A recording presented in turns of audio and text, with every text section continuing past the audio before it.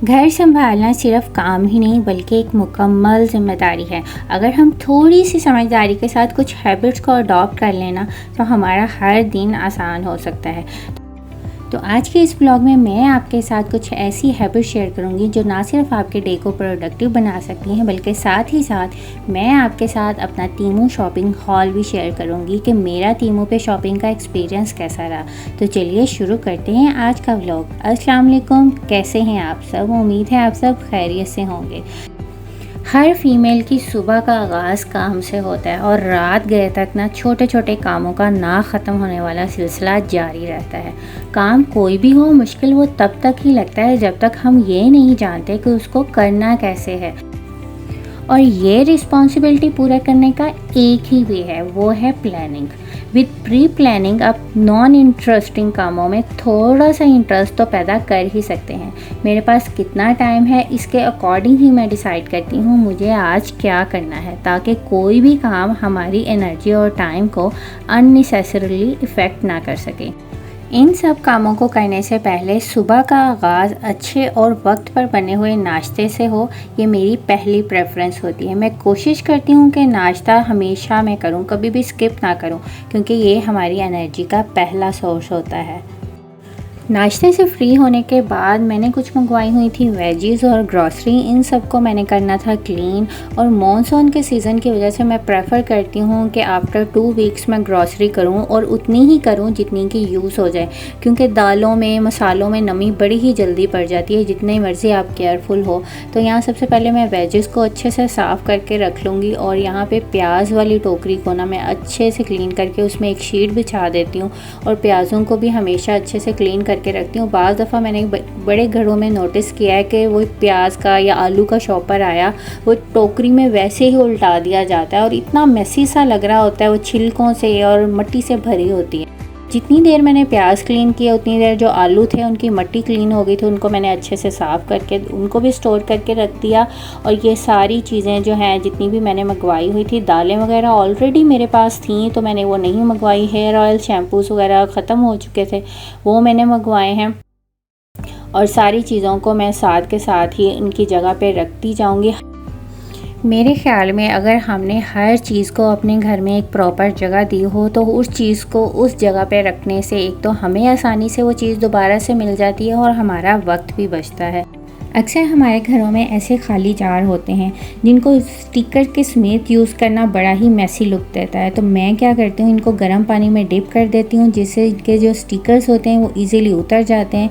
इनको अच्छे से वॉश करके ड्राई करके आप इनको फिर से रीयूज़ कर सकते हैं। ज़रूरी नहीं कि आप हर चीज़ के लिए जार को अलहदा से परचेज़ करें। मेरे बहुत सारे स्पाइसेस के लिए मैंने ऐसे ही जार जो हैं दोबारा से रीयूज़ किए हुए हैं। मेरे घर में जैसे ही ग्रॉसरी आती है तो मैं कोशिश करती हूँ कि टाइमली हर चीज़ को उसकी असाइन जगह पर रख दूँ। और इसके लिए मैं हमेशा कहती हूँ कि अपने टाइम को डिवाइड किया करें अपनी रूटीन के अकॉर्डिंग। उस चीज़ का तो कोई मतलब ही नहीं जिसमें एक दिन हमने 3 से 4 घंटे बड़ी क्लीनिंग की और दूसरे दिन हमसे 5 मिनट के लिए भी उठा ना जाए। मॉनसून के सीज़न में हवा में नमी बहुत ज़्यादा होती है, इसलिए मैं हमेशा कोशिश करती हूँ कि इस तरह से जो बेकरी के बिस्किट्स होते हैं या पैकेट में बिस्किट होते हैं वो जल्दी से एयर टाइट जार में आप रख लें। और ये दोपहर का टाइम था, बच्चों का कुछ भी हैवी खाने को दिल नहीं कर रहा था तो मैं बना रही थी उनके लिए बर्गर। अच्छा, बर्गर्स भी ना वो पैकिंग में सॉगी से हुए हुए थे। मैंने यहाँ पे बर्गर्स को भी एयर फ्रायर में रखा तो बड़ा उनमें अच्छा सा एक फ्रेशनेस आ गई और ऐसे लग रहा था जैसे अभी फ़्रेश बेक किए हों। तो उसके साथ साथ ही जितनी देर मैंने बर्गर रखे थे मेरे जार्स भी ड्राई हो गए थे, मैंने उनको दोबारा से रीफ़िल किया। ये देखें, इस तरह के सारे जार्स जो हैं मेरे वो चॉकलेट स्प्रेड के जो खाली हुए थे उनको ही मैंने रीयूज़ किया हुआ था। यहाँ पे मैं बच्चों को दे दूँगी लंच, क्योंकि वेजीज़ वगैरह वो कोई पसंद नहीं करते, इसलिए मैंने कुछ भी अंदर टोमेटो या कुकम्बर वगैरह नहीं रखा था। सिंपल सा बर्गर उनको बना के दे दिया था। और आज मैंने ऑलरेडी प्लान किया हुआ था कि आज मुझे जो है ना अपने सोफ़े क्लीन करने हैं। हर 15 दिन के बाद मैं अपने सोफ़े लाजमी क्लीन करती हूँ अपने मैजिक क्लीनर की हेल्प से। एक तो मॉनसून के दिनों में ना एक हवा में नमी होने की वजह से अजीब सी सीलन जैसी बू आती है। तो यहाँ मैंने एक छोटा सा टब लिया है, उसमें हाफ़ बोतल सिरका डाला था, उसकी डबल मिकदार में पानी डाला है, थोड़ा सा डिश वॉशिंग लिक्विड और हाफ़ जो है ढक्कन इसका जो है कंफर्ट का डाला है। इसको अच्छे से मिक्स करने के बाद हम एक मिक्सचर बना लेंगे। तो यहाँ मैं सबसे पहले कर लूँगी जी अपना सोफ़ा कम बेड क्लीन। ये काफ़ी गंदा हो जाता है, लेकिन लगे हाथ ही मैंने सोचा इसको अंदर से भी क्लीन कर लूँ। इसके अंदर जो स्टोरेज की जगह है उसमें मैंने ऐसी चीज़ें रखी होती हैं जो आपको यूज़ में तो आती हैं, लेकिन आप उनको कबर्ड में नहीं रख सकते, जैसे एक्स्ट्रा मैट्स होते हैं। इसके अलावा हैंगर एक्स्ट्रा या ट्रैवलिंग बैग जो इमरजेंसी बेसिस पे चाहिए होते हैं, शोल्डर बैग्स वगैरह जो कबर्ड में बहुत ज़्यादा जगह घेरते हैं, लेकिन ये इस तरह के स्पेस सेविंग जगहों पे ना बड़े इजीली ये आ जाते हैं। तो इस जगह को भी मैं महीने में एक दफ़ा तो लाजमी क्लीन करती हूँ। डस्ट वगैरह हो तो वो साफ़ हो जाती है। तो उस पानी में कपड़ा डिप करके ना अच्छी तरह रगड़ के इसको हर सोफ़े को मैं क्लीन कर लूँगी। जो भी छोटे छोटे निशान होते हैं वो इजीली क्लीन हो जाते हैं। और लेकिन इसके बाद यह है कि हल्का हल्का सोफ़ा गीला हो जाता है, लेकिन आप पंखे फुल स्पीड में चला दें और थोड़ी देर बाद ये बिल्कुल सूख जाएगा, ड्राई हो जाएगा। कपड़ा ये भी नहीं कि बहुत ज़्यादा गीला आपने फेरना है, निचोड़ के फेरना है। हर निशान पर थोड़ी देर ज़्यादा रब कर लें तो निशान भी ख़त्म हो जाएंगे और एक बहुत अच्छी डस्ट भी क्लीन हो जाएगी और बहुत अच्छी फ्रेगरेंस भी आएगी। तो यहाँ मैंने सारे सोफ़े बारी बारी क्लीन कर लिए थे। मेरे घर में जितनी चेयर, जितने सोफ़े, स्टूल्स वगैरह हैं, जो भी फैब्रिक लगा है वो अच्छे से इस क्लीनर की हेल्प से ना क्लीन हो जाता है। और जिस दिन वैसे भी मुझे कोई एक्स्ट्रा काम नहीं ना होता, उस दिन मैं 1 घंटे का टाइमर लगा के घर के किसी एक पार्ट की डीप क्लीनिंग लाजमी कर देती हूँ। लेकिन ज़रूरी नहीं होता कि आपको 1 घंटा ही क्लीनिंग करनी है, डिपेंड करता है उस दिन आपका एनर्जी लेवल क्या है, आपके पास टाइम कितना है। कितनी बार होता है कि आपके पास टाइम तो होता है लेकिन आपकी एनर्जी थोड़ी सी लो होती है। रीज़न जो भी हो, 1 घंटे की बजाय आप हाफ आवर या 15 मिनट का टाइमर लगा लें। मैं टाइमर लगाने की बात बार बार क्यों करती हूँ, क्योंकि मुझे लगता है ना कि टाइमर से बेटर मोटिवेशन कोई हो ही नहीं सकती। अगर आपको यकीन नहीं आता तो 15 मिनट एक काम को बगैर टाइमर लगाए करें और फिर उसी काम को टाइमर लगा कर करें। डिफरेंस आपको खुद ब खुद नज़र आएगा। अगर आप मुझसे पूछें तो क्या डिफरेंस है, तो डिफरेंस होगा आपकी स्पीड का। आप बहुत ही फास्टली आप किसी भी काम को कंप्लीट कर पाएंगे।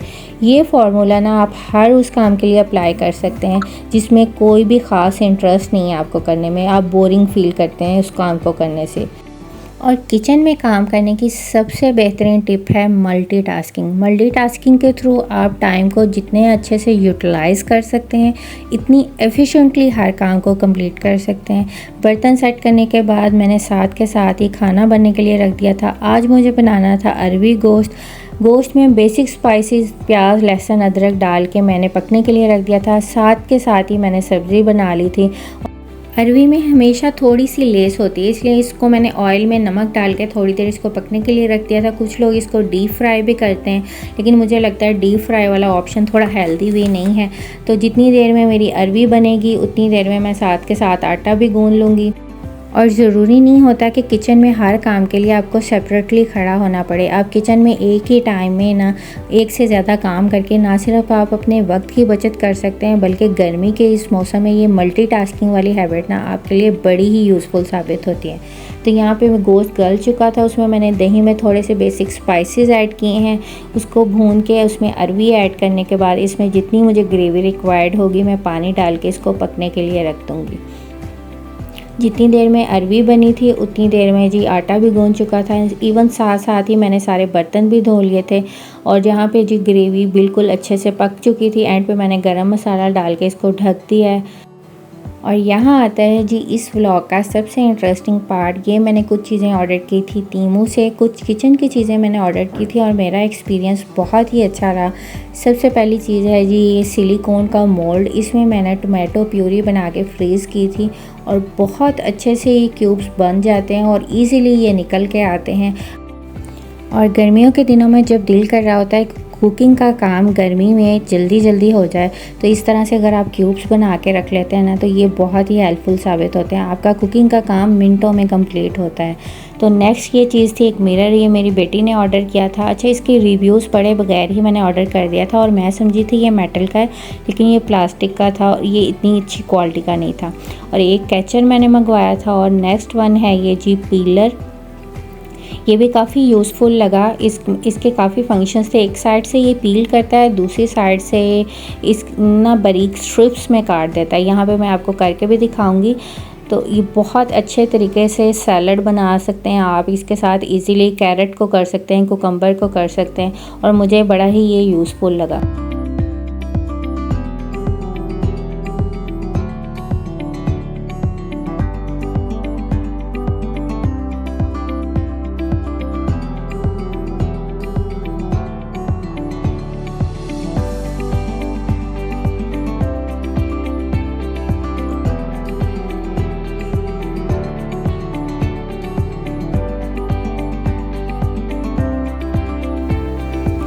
और नेक्स्ट वन है ये एक पैन, ये मैंने देखा था और इसके रिव्यूज़ भी काफ़ी अच्छे थे और प्राइस वाइज भी काफ़ी ये रीज़नेबल था और वेट में भी हैवी था। मुझे ये काफ़ी अच्छा लगा। अच्छा, इसमें ना सिर्फ आप एग्स वगैरह बना सकते हैं, बल्कि मेरे बच्चे पैनकेक्स बहुत ज़्यादा खाते हैं, तो छोटे छोटे पैनकेक्स भी बड़े प्यारे से क्यूट से बन जाते हैं, जो वो बड़े शौक़ से खाते हैं। तो यहाँ मैंने एग्स ट्राई करके देखे थे, बड़े अच्छे से निकल के आते हैं। नॉन स्टिक की क्वालिटी भी इसकी काफ़ी अच्छी थी। कीमो के साथ मेरा शॉपिंग एक्सपीरियंस काफ़ी अच्छा रहा। एक तो चीज़ वैसी ही आती है जैसे कि आपको पिक में शो होती है, लेकिन अगर आपको इनकी तरफ से कोई ऑफ़र या डील मिलती है तो उसको सिलेक्ट करते हुए आप केयरफुल रहें, क्योंकि वो डील या ऑफ़र आपको उसी वक्त मिल सकती है जब आप स्पेसिफिक अमाउंट में उनसे शॉपिंग करते हैं। इसके अलावा आपको टीमो पे शॉपिंग करते हुए एडवांस में पेमेंट करनी पड़ती है और एटलीस्ट 1 मंथ का ड्यूरेशन चाहिए होता है आपको आपके ऑर्डर को डिलीवर होने में। और ये मैंने एक कुकिंग ऑयल जग भी ऑर्डर किया था, इसके साथ का ऑलरेडी मैं यूज़ कर चुकी हूँ और क्वालिटी वाइज भी काफ़ी अच्छा था और क्वांटिटी भी इसमें काफ़ी अच्छी आती है ऑयल की। आई होप आपको आज का मेरा ये व्लॉग पसंद आया होगा। If yes then don't forget to like, share and subscribe. Thank you so much. अल्लाह हाफिज़।